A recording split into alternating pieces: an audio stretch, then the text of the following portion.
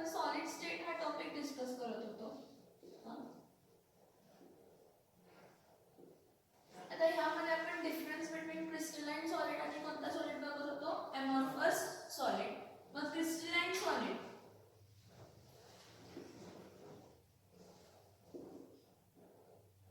आणि amorphous solids मध्ये आपण काल डिफरन्स बघितले. कोणते कोणते डिफरन्स होते? क्रिस्टलाइन सॉलिड आणि अमॉर्फस सॉलिड्स आपण डिफरन्स बघत होते. कोणते कोणते डिफरन्स होते सांगा? क्रिस्टलाइन सॉलिड मध्ये आणि अमॉर्फस सॉलिड मध्ये.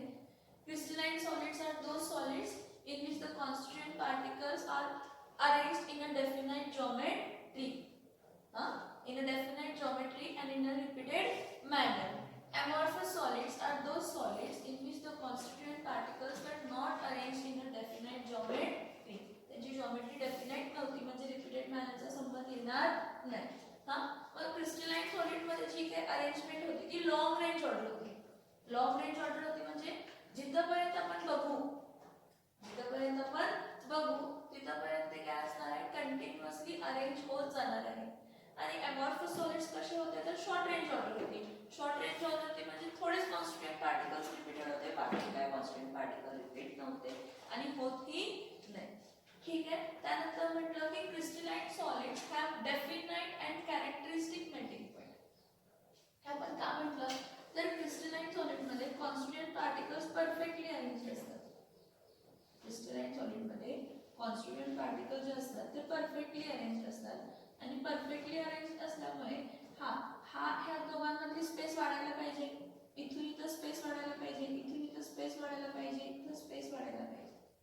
हे जी चिटकून कॉन्स्टिट्यूएंट पार्टिकल आहेत ना ह्यांची स्पेस वाढायला पाहिजे म्हणजे हे जे काही बॉन्ड्स आहेत ह्या दोघांमध्ये काय व्हायला पाहिजे, थोडे तरी कम एनर्जी व्हायला पाहिजे. त्याची एनर्जी काय म्हणतात त्याचा डिस्टन्स कमी व्हायला पाहिजे, वाढायला पाहिजे. त्याचा डिस्टन्स वाढण्यासाठी आपण कायनेटिक एनर्जी काय करतो, वाढवतो. मग ते कसं वाढतो तर by increasing temperature. Increasing temperature म्हणजे काय, एक पॉइंट अचीव होणार, त्या पॉइंटला तो सॉलिड टू कशामध्ये कन्वर्ट होणार आहे, लिक्विड मध्ये कन्वर्ट होणार आहे. आपण काय म्हणतो की crystalline solids have definite and characteristic melting point, but amorphous solid do not have definite and characteristic melting point. का तर constituent particle ची अरेंजमेंट कशी होती ना, constituent particle ची अरेंजमेंट कशी होती amorphous solid मध्ये, इथं 2-3 रिपीट झालेले मग छोटे constituent particle होते मग मोठे होते, मग परत काहीतरी अशी रिपीटेशन्स होते, मग थोड्या जागेला तुम्हाला रिपीटेशन्स मिळतील, थोड्या जागेला तुम्हाला रिपीटेशन्स मिळणार नाही. हे कोणते सॉलिड्स होते, अमॉर्फस सॉलिड्स. एक्झाम्पल आपण काय म्हटलं, कोल, टार आणि प्लास्टिक अँड हे कोल, टार, प्लास्टिक अँड ग्लास. मग काय म्हटलं, crystalline solids have definite and characteristic melting point but amorphous solids do not have definite and characteristic melting point. मग ज्याला डेफिनाइट आणि कॅरेक्टरिस्टिक मेल्टिंग पॉइंट आहे त्यालाच डेफिनाइट हीट ऑफ काय असणार आहे, फ्युजन. हीट ऑफ फ्युजन म्हणजे काय, conversion of a solid into which state, liquid state. Yes or no? Yeah, that heat of conversion is conversion of a state from a solid to liquid. मग तेवढी जेव्हापर्यंत तो heat absorb करत नाही तेव्हापर्यंत तो एखादा सबस्टन्स लिक्विड मध्ये कन्वर्ट होत नाही. मग डेफिनाइट हीट कोण ऍब्सॉर्ब करतात तर क्रिस्टलाइन सॉलिड्स काय करतात, डेफिनाइट हीट ऍब्सॉर्ब करतात. पण अमॉर्फस सॉलिड्सची तसं काही रेंज नाही, कारण तुम्ही जर इथून हीट करायला लागले ना, हे बॉन्ड्स तेवढे स्ट्रॉंग नसणार, कसे इथं मोकळा आहे त्यामुळे हा एवढा पार्ट मेल्ट होईल. मग असं मेल्ट होईल over long short range of temperature. म्हणजे ओव्हरऑल प्लास्टिकला तुम्ही मेणबत्ती खाली जर पकडला तर प्लास्टिक त्या साईडचा मेल्ट व्हायला लागतो, हळूहळू वरती मेल्ट व्हायला लागतो. तेच तुम्ही आयर्न पकडला, लोखंड पकडला तर मेल्ट होईल नाही होणार. कधी खूप वेळ पकडायला लागणार कारण आयर्नचं मेल्टिंग पॉइंट किती आहे,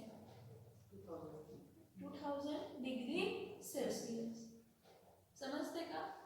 काल आपण एक प्रॉपर्टी म्हटली क्लीवेज प्रॉपर्टी. कोणती प्रॉपर्टी म्हटली, क्लीवेज प्रॉपर्टी. त्या क्लीवेज प्रॉपर्टी म्हणजे काय तर when crystalline solids are cut with a sharp edged knife. It gives what? Smooth surfaces. Means when it is divided, the surface is what? Smooth. जो surface असतो तो काय होता? Smooth होता. Now amorphous solids मध्ये काय? When amorphous solids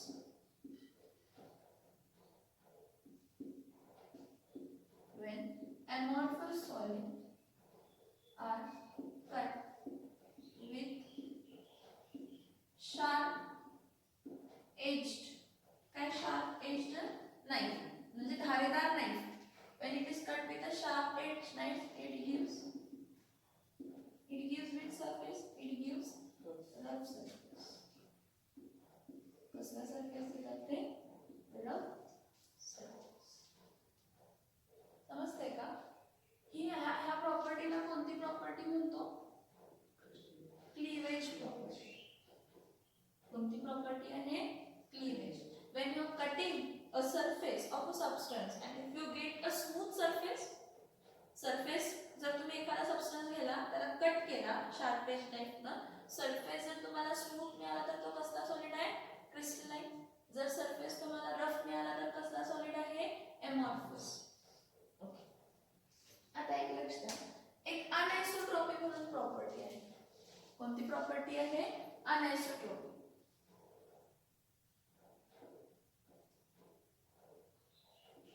Now what is this anisotropy? Isotropy म्हणजे same properties. Isotropy म्हणजे same.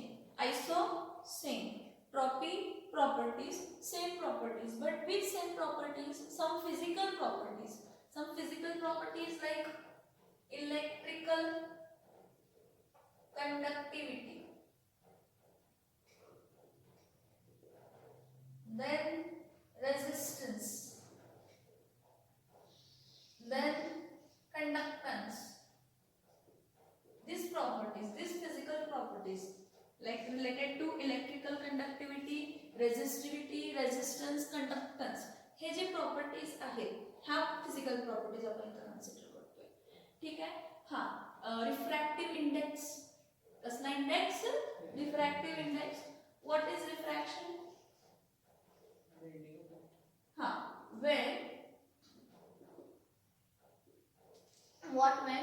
when light passes from a rarer medium to denser medium or from denser mirror to rarer medium, it changes its direction. It will bend towards the normal or away from the normal. मग त्यावरून आपण refractive index काय find केलेला? Mu हा find केलेला होता ना. हे जे काही प्रॉपर्टीज आहेत हे तर ट्रॉपी म्हणजे प्रॉपर्टीज म्हणून कन्सिडर. आता अनआयसोट्रॉपी म्हणजे काय? ते प्रॉपर्टीज सेम नसणार. कसं सेम नसणार? डिफरंट डायरेक्शन्सला ते प्रॉपर्टी काय होणार आहे? चेंज होणार आहे. डिफरंट डायरेक्शन्सला ह्या प्रॉपर्टीज काय होणार आहे? चेंज. आता कोणामध्ये होणार? तर क्रिस्टलाइन सॉलिड्समध्ये. कोणामध्ये होणार? क्रिस्टलाइन सॉलिड्समध्ये. मी एक स्ट्रक्चर ड्रॉ करते बघा.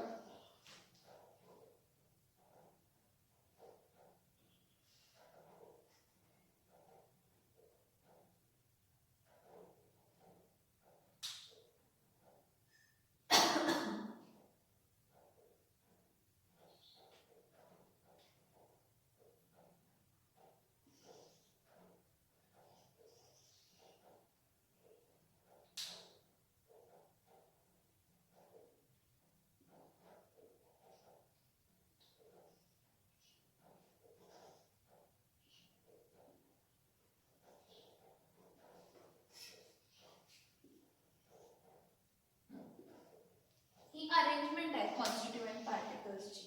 कोणाची अरेंजमेंट आहे? कॉन्स्टिट्यूएंट पार्टिकलची अरेंजमेंट आहे. ह्यामध्ये ब्लू म्हणजे वेगळे असतील ॲटम आणि रेड म्हणजे काय असतील? वेगळे ॲटम असतील. आणि त्याचं डेफिनेट ओरिएंटेशन आहे का रे? ओरिएंटेशन डेफिनेट आहे का? पहिला बघा, ब्लू कॉन्स्टिट्यूएंट पार्टिकल्स आहेत, मग रेड आहेत, मग ब्लू आहेत, मग रेड आहेत, मग ब्लू आहेत आणि मग रेड आहेत. आणि हे ब्लू बघा व्हर्टिकली अलाइन्ड आहे, हॉरिझॉन्टली अलाइन्ड आहे. रेड कॉन्स्टिट्यूएंट पार्टिकल बघा व्हर्टिकली अलाइन्ड आहे, हॉरिझॉन्टली पण काय आहे? अलाइन्ड आहे. ठीक आहे. आता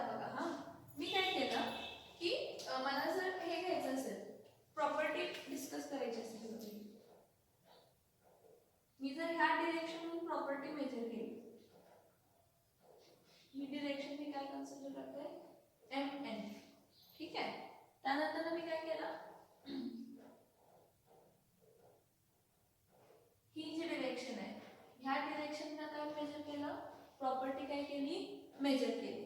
ठीक आहे. ह्याला मी म्हणते PQ डिरेक्शन. आणि नेक्स्ट जर मी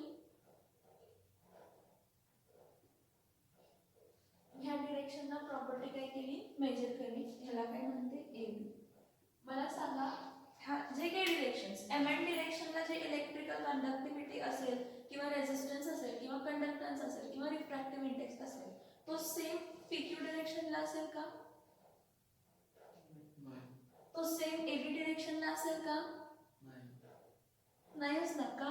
कॉन्स्टंट पार्टिकल्स काय होत आहेत, चेंज होत आहेत. कॉन्स्टंट पार्टिकल्स चेंज होत आहेत म्हणजे डायरेक्शन चेंज झाल्यामुळे कॉन्स्टंट पार्टिकल्स काय झालेले आहेत, चेंज झालेले आहेत. आणि त्यांची काहीतरी डेफिनेट ओरिएंटेशन आहे बघा, आहे ना की नाही. म्हणजे हे ब्लू मधून पास होताना ही रिफ्रॅक्टिव्ह इंडेक्स फिक्स होणार, फक्त रेड मधून पास होताना रिफ्रॅक्टिव्ह इंडेक्स फिक्स होणार. जर मी फक्त असं जरी म्हटलं म्हणजे फक्त असे ब्लू मधून जरी पास होत आहे तर डिस्टन्स वाढला ना या दोघांमधला, ह्या दोघांमधला वाढला. फक्त रेड मधून काय म्हटलं व्हर्टिकली जरी पास होणार असेल तरी त्यांचा डिस्टन्स वाढला का कमी झाला, वाढला. मग सेम मेजरमेंट सेम काय सगळे, मेजरमेंट सगळ्या डिरेक्शनला सेम येईल का. एक लॉजिक ठेवा, MN डिरेक्शनला, AB डिरेक्शनला आणि PQ डिरेक्शनला. MN डिरेक्शनला फक्त एक टाइप ऑफ ॲटम आहे, AB डिरेक्शनला फक्त दुसरे टाइप ऑफ ॲटम आहे. आणि PQ डिरेक्शनला काय आहे, टाइप ऑफ A आणि टाइप ऑफ B, दोन्ही टाइप ऑफ कॉन्स्टंट पार्टिकल्स आहेत. मग ह्या डिरेक्शन्सला ह्यांच्या फिजिकल प्रॉपर्टी सेम येतील का, म्हणजे फिजिकल प्रॉपर्टी सेम येत नाहीत म्हणजे ते काय आहे, अनआयसोट्रोपिक. काय आहेत ते, अनआयसोट्रोपिक. ह्याला आपण डिफाइन कसं करतो की in crystalline solids the constituent particles are perfectly arranged and they are having a definite geometry. So whenever we measure what the physical properties like what electrical resistance, conductivity, conductance, refractive index in different direction, property changes, property changes. Refractive index change होणार, होणार की नाही होणार, conductivity change होणार. कारण एकाची blue मधल्याचे सगळ्यांची same असते, ब्लू मधले सगळ्यांचे जे इलेक्ट्रॉन्स आहेत त्यांचे बाहेर किती इलेक्ट्रॉन्स आहेत, हा 2 असतील. पण रेड मध्ये जर 3 असतील तर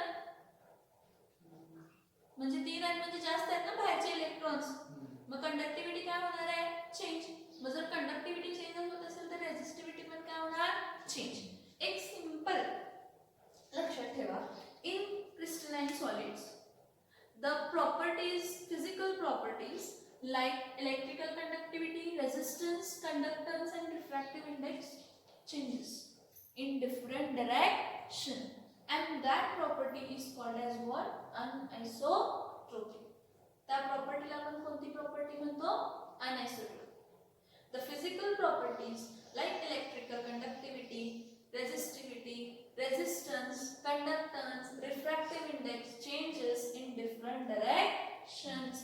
That is called as anisotropic. That is called as what? Anisotropic. Yes. MN direction जसं आहे निळ्याला, तसंच खालच्या मध्याला सुद्धा निळ्याला हा सेम असणार ते. हे MN, हे बघ, हा जो ब्लू आहे तो रिपीटेड हा ब्लू आहे, तो रिपीटेड हा ब्लू आहे म्हणजे ही अरेंजमेंट काय आहे, सेम आहे. मग या अरेंजमेंट्सला ह्या प्रॉपर्टीज काय असणार आहेत, सेम. पण कॉन्स्टिट्यूएंट पार्टिकलची अरेंजमेंट काय झाली, चेंज. तर प्रॉपर्टीज सेम येणार, प्रॉपर्टीज काय येणार नाही, सेम येणार नाही. That property is called as what, anisotropic. Amorphous solids कशा असतात रे, अमॉर्फस सॉलिड्स कशा असतात, त्यांचे डेफिनेट ओरिएंटेशन्स वगैरे काय असते का,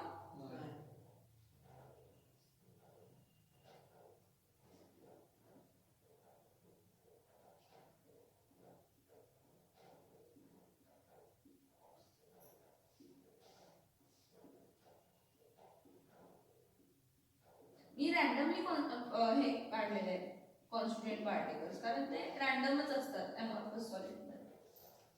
मग जर ह्यामध्ये पहिल्यापासून रॅन्डमनेस असेल तर सगळ्या डिरेक्शनला रॅन्डमनेस असणार आहे, काय एकाच डिरेक्शनला असणार आहे. हे सगळे कॉन्स्टिट्युएंट पार्टिकल डिस्टर्ब आहेत म्हणजे अरेंज प्रॉपरली झालेलेच नाही. दरवेळी नवीन अरेंजमेंट होत जाते. नवीन अरेंजमेंट म्हणजे अरेंजमेंट हा शब्द मी तर चुकीचा बोलत जाते, कारण अरेंजमेंटच नाही आहे त्यामध्ये. कोणी कुठे येऊन बसते, कोणी कुठे येऊन बसते, कुठे येऊन ऍडजस्ट होते. मग मला सांगा ह्याच्या प्रॉपर्टीज डिरेक्शन चेंज झाल्यावर चेंज होतील का रे? होतील का? बघा विचार करा की ह्यामध्ये रॅन्डमनेस इतका आहे की अरेंजमेंट परफेक्ट नाहीच आहे. मग सगळ्या डिरेक्शनला रॅन्डमनेस असणार आहे. म्हणजे मी असं मेजर केलं का, असं मेजर केलं का, असं मेजर केलं का आणि असं मेजर केलं का. जे डॉट्स आहेत ते सगळे कॉन्स्टिट्युएंट पार्टिकल्स आहेत लक्षात घ्या, आणि ते रॅन्डमली अरेंज झालेले आहेत. त्यांची परफेक्ट ओरिएंटेशन नाही आहे, त्यांची जॉमेट्री डेफिनाइट नाही आहे. मग होईल का बाळांनो इथं काय? मग हे आयसोट्रोपिक असणार आहेत का अनआयसोट्रोपिक असणार आहे? आयसोट्रोपिक असणार आहे. काय असणार आहे? Isotropic. Isotropic means what? In different directions, their physical properties like electrical conductivity, resistivity, resistance, and refractive index will remain the same. का? तर constituent particle पहिल्यापासूनच काय आहे? डिस्टर्ब आहे. constituent particle पहिल्यापासूनच काय आहे? डिस्टर्ब आहे. लक्षात येतंय का बघा? हा, मग इथे आपण नवीन पॉइंट काय ऍड करतो बघा. हा आपला 4th पॉइंट होता का 5th पॉइंट होता? म्हणजे हा 5th पॉइंट असेल आता. हा 5th पॉइंट असेल कालचा. हा 6th पॉइंट बघा की crystalline solids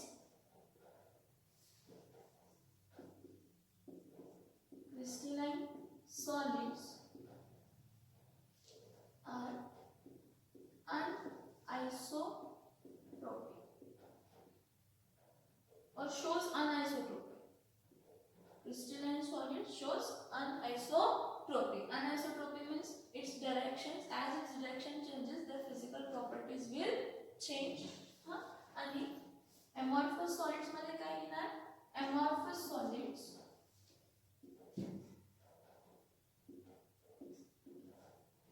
shows isotropic. Now tell me, do you have any of doubt? काय डाऊट आहे का तुम्हाला हे कालच्या पॉइंट्स आणि ह्या पॉइंट्स मध्ये? हा डिफरन्स बिटवीन विचारतात. दरवर्षी असतो 2 मार्काला सॉलिड स्टेटचा. हा समजला का पॉइंट? आयसोट्रोपी आणि अनआयसोट्रोपी मध्ये समजलं का काय असते काय नसते? अनआयसोट्रोपिक, आयसो म्हणजे सेम, ट्रोपिक म्हणजे प्रॉपर्टीज. अनआयसोट्रोपिक म्हणजे प्रॉपर्टीज सेम नाहीये, डिफरंट डायरेक्शन्स मध्ये. कशामध्ये? तर एखाद्या सबस्टन्स मध्ये. आणि तो सबस्टन्स कोणता सबस्टन्स असतो? तर तो क्रिस्टलाइन सॉलिड्स असतो. कोण असतो तो? Crystalline solids. आणि आयसोट्रोपिक म्हणजे सेम प्रॉपर्टीज, सगळ्या डायरेक्शनला काय असणार आहे? सेम. कारण तर ह्यामध्ये अरेंजमेंट डिफाइंड नव्हती. कशामध्ये अरेंजमेंट डिफाइंड नसते? अमॉर्फस सॉलिड्स मध्ये काय नसते? तर काय नसते? अरेंजमेंट डिफाइंड नसते. ओके, आता नेक्स्ट पॉइंट आपण करणार आहे अमॉर्फस सॉलिड. मी तुम्हाला म्हटलं की आपण अमॉर्फस सॉलिड्स मध्ये जास्त डिस्कस करणार नाही. आता आपण सगळं कशाबद्दल डिस्कस करणार आहे? तर क्रिस्टलाइन सॉलिड्स मध्ये. बघा, सॉलिड्स ना क्लासिफाय केले क्रिस्टलाइन सॉलिड्स आणि अमॉर्फस सॉलिड्स मध्ये. आता क्रिस्टलाइन सॉलिड जो आहे तो फर्दर त्याला काय केलेला आहे? क्लासिफाय केलेला आहे. कशावरती? तर त्याच्या 2 कॉन्स्टिट्युएंट पार्टिकल्स मधल्या बॉन्ड पासून, म्हणजे फोर्स. 2 कॉन्स्टिट्युएंट पार्टिकल्स आहेत क्रिस्टलाइन सॉलिडचे. त्या 2 कॉन्स्टिट्युएंट पार्टिकल्स मध्ये कसली काय म्हणतात त्याला, कसला बॉन्ड आहे किंवा कसला फोर्स आहे त्यावर आपण त्याला काय केलेलं आहे? क्लासिफाय केलेलं आहे. इथं लक्ष द्या.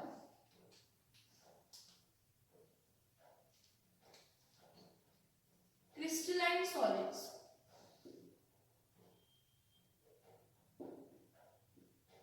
Now crystalline solids are further classified depending upon the forces between constituent particles. Crystalline solids कशामध्ये क्लासिफाय केलेले आहे? Crystalline solids are further classified depending upon the forces between the constituent particles. दोन constituent particles मध्ये काय म्हणते बघा, दोन constituent particles मध्ये कोणता फोर्स आहे किंवा मोस्टली हे जे काय आहेत ना तो constituent particle कोण, यावरने क्लासिफिकेशन होऊ शकतो. कसा बघा, तर किती टाइप मध्ये क्लासिफाय केले, तर 4 टाइप्स मध्ये क्लासिफाय केले. आता 4 टाइप मधला पहिला टाइप आहे मॉलिक्युलर सॉलिड्स. पहिला टाइप कोण आहे? Molecular solids. आता मॉलिक्युलर सॉलिड्स मध्ये जे कॉन्स्टिट्यूएंट पार्टिकल्स असतात ते मॉलिक्युल्स असतात. म्हणजे जे पार्टिकल्स असणार आहेत, कॉन्स्टिट्यूएंट पार्टिकल्स जे असणार आहेत ते कोण असणार आहेत? मॉलिक्युल्स. त्यानंतर ना आयोनिक सॉलिड्स. आता आयोनिक सॉलिड्स मध्ये जे कॉन्स्टिट्यूएंट पार्टिकल असणार आहेत ते कोण असणार आहेत? तर आयन्स असणार आहेत. त्यानंतर ना आयोनिक सॉलिड्स नंतर ना मेटॅलिक सॉलिड्स.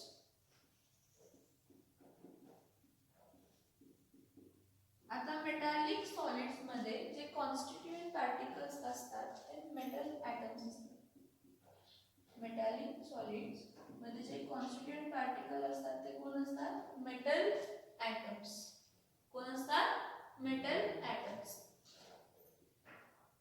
आणि कोव्हॅलेंट सॉलिड्स. नेक्स्ट कोणता सॉलिड आहे? Covalent solids. आता कोव्हॅलेंट सॉलिड्स मध्ये कॉन्स्टिट्यूएंट जे काही पार्टिकल्स असतील ते नॉन मेटल असतील किंवा कोणता दुसरा मॉलिक्यूल ही असू शकतो. मेटल्स असू शकतात, नॉन मेटल्स असू शकतात, व्हॅरी होत जाते.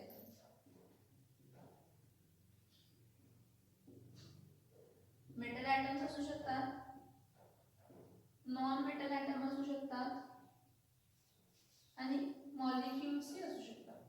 कारण मॉलिक्युल्स का असं एवढे सगळे काय येतात, तर कोव्हॅलेंट सॉलिड्स मध्ये सगळ्यात कोणता बॉन्ड फॉर्म होतो?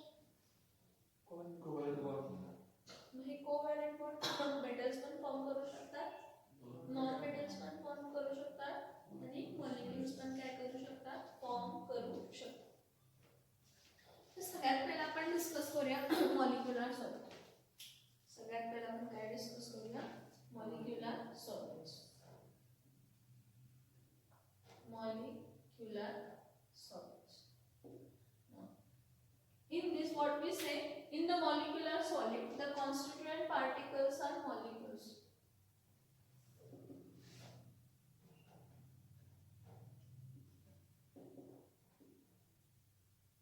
Constituent particles are molecules.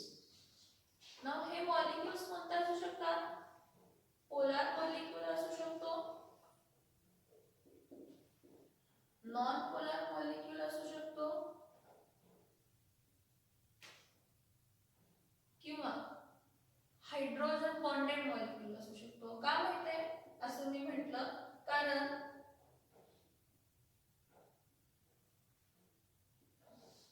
असं म्हणण्याचं रिझन काय माहितीये? कारण molecular solids are further classified into 3 types. That is polar molecular solids, non-polar molecular solids and hydrogen bonded molecular solids. काय सांगितलं बघा मी? मॉलिक्युलर सॉलिड्स मध्ये कॉन्स्टिट्यूएंट पार्टिकल्स कोण असणार आहेत? मॉलिक्युल्स. मध्ये मॉलिक्युल्स कोण असू शकतात? पोलार मॉलिक्युल्स असू शकतात, नॉन पोलार मॉलिक्युल्स असू शकतात किंवा हायड्रोजन बॉन्डेड मॉलिक्युल्स ही असू शकतात. ठीक आहे. आता इथं बघा, सगळ्यात पहिला मी येते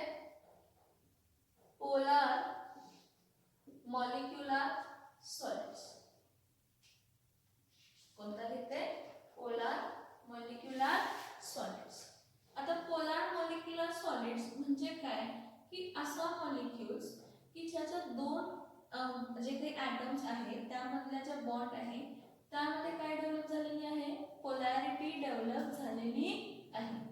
पोलार मॉलिक्युलर सॉलिड्स मध्ये काय असते, डायपोल क्रिएशन असते. डायपोल क्रिएशन म्हणजे काय, तर दोन डायपोल क्रिएट झालेले असतात. काय क्रिएट झालेले असतात, दोन डायपोल क्रिएट झालेले असतात. आता कसे झालेले असतात, काय झालेले असतात ते एक्झाम्पल देते. जर मी HCl घेतला, काय घेतला, HCl, तर क्लोरीनच्या बाहेरच्या शेलमध्ये किती इलेक्ट्रॉन्स असतात, 7, आणि हायड्रोजनच्या बाहेरच्या शेलमध्ये किती असतो, 1.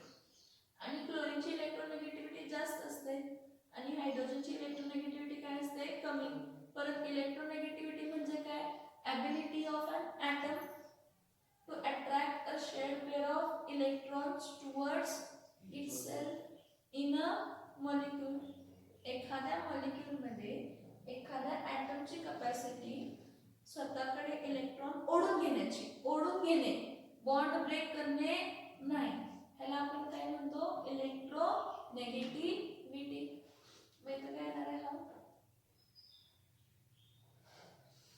मायनस, पार्शियल मायनस, थोडासा मायनस, कारण बॉन्ड ब्रेक झाला नाही. हा बॉन्ड फक्त इथं ओढला गेला ना, ओढल्या गेल्यामुळे दोन इलेक्ट्रॉन ह्याला मिळाल्यासारखे झाले म्हणून हा ह्याच्यामध्ये काय म्हणतात, धुंदीमध्ये, हा माझ्याकडे एक इलेक्ट्रॉन आहे एक्स्ट्राचा, म्हणून त्याला काय म्हटलं, पार्शियल निगेटिव्ह. आणि हा काय असणार आहे ना, स्वतःचा एक इलेक्ट्रॉन तिथं ओढायला दिला म्हणून त्याला कोणता चार्ज डेव्हलप होणार आहे, पार्शियल पॉझिटिव्ह. जेव्हा हे पोल्स क्रिएट होतात, पार्शियल प्लस आणि पार्शियल मायनस, हे मॉलिक्युल्स कोणते मॉलिक्युल्स आहेत, तर पोलार मॉलिक्युल्स. आणि ह्यामध्ये आपण डायपोल मोमेंट मेजर करतो.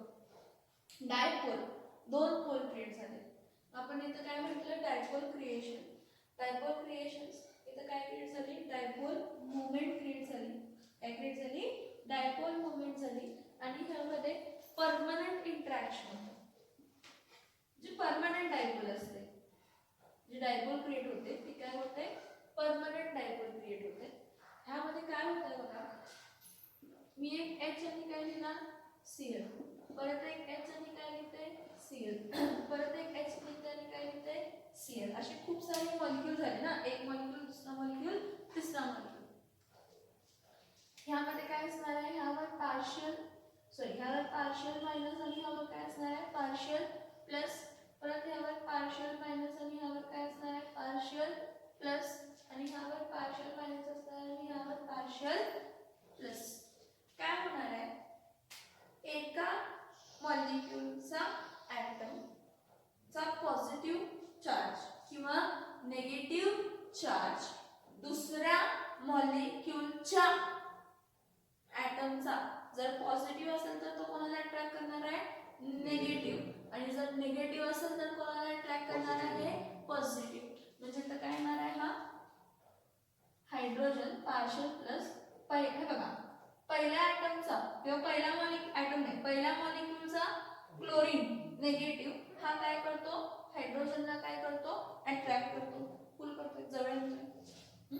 परमनंट डायपोलमुळे हा क्रिएट होतो. हे पण काय आहे, परमनंट डायपोल. म्हणजे जेव्हा हे सॉलिड स्टेट मध्ये फॉर्म होणार आहे त्यामध्ये असा काइंड ऑफ परमनंट डायपोलमुळे बॉन्डिंग एनर्जी सॉलिड स्टेट मध्ये काय होणार आहे, कन्वर्ट होणार आहे. सॉलिड स्टेट मध्ये जेव्हा ते फॉर्म होणार, हा बॉन्डिंग असा असणार आहे, ह्या अट्रॅक्शनमुळे होणार आहे, ह्या डायपोल मुवमेंट्समुळे होणार आहे, इंटरॅक्शन्समुळे होणार आहे. समजते का हे, समजतं का, एकाचा पार्शियल प्लस दुसऱ्याच्या पार्शियल मायनस, एक दुसऱ्याचा पार्शियल प्लस दुसऱ्याच्या पार्शियल मायनस, तिसऱ्याचा पार्शियल प्लस चौथ्याच्या पार्शियल मायनस. हे तुम्हाला एक सिंगल लाईन दाखवली आहे मी. हे 3 डायमेन्शन कम्पेअर करा, काय कम्पेअर करा, 3 डायमेन्शन मध्ये कम्पेअर. आता नॉर्मली जे काही पोलार मॉलिक्युलर सॉलिड्स असतात they are soft in nature, they are soft in nature. Nature मध्ये कसे आहेत ते, सॉफ्ट. नॉर्मल टेम्परेचर आणि प्रेशरला, normal they exist in the liquid or a gaseous state. At normal NTP लिहिते. NTP म्हणजे at normal temperature and pressure they are in liquid or gaseous state. At normal temperature and pressure they are in a liquid or a which state? Gaseous state. HCl तुम्ही कधी solid state मध्ये ऐकलंय? Normal temperature and प्रेशरला एकतर आपण HCl gaseous म्हणून घेतो किंवा आपण HCl काय म्हणून घेतो? लिक्विड म्हणून, ॲक्वस म्हणून घेतो. ओके नाही? म्हणजे नॉर्मल टेम्परेचर अँड प्रेशरला ते लिक्विड किंवा कोणत्या स्टेट मध्ये असतं? गॅशियस स्टेट मध्ये. पण आपण त्याला सॉलिड मध्ये कन्वर्ट नाही करू शकत असं काय आहे का रे बाळांनो? नाही. का? तर आपण त्या लिक्विडला किंवा गॅसला काय करत जाणार आहे? प्रेशर अप्लाय करत जाणार आहे.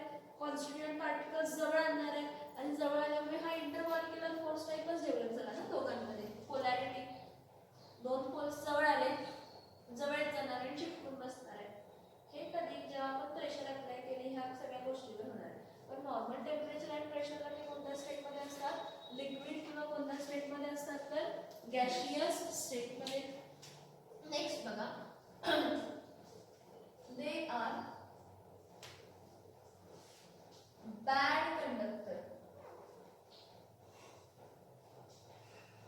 They are bad conductor of heat and electricity. Polar, molecular, solids बद्दल हे सगळं आपण डिस्कस केलं. हे तीन इम्पॉर्टंट आहेत बघा. त्यामध्ये इंटरॅक्शन होताना कसली इंटरॅक्शन होते? Dipole to dipole interaction. Interaction कसली होते त्यामध्ये? इंटरॅक्शन कशी असते? Dipole to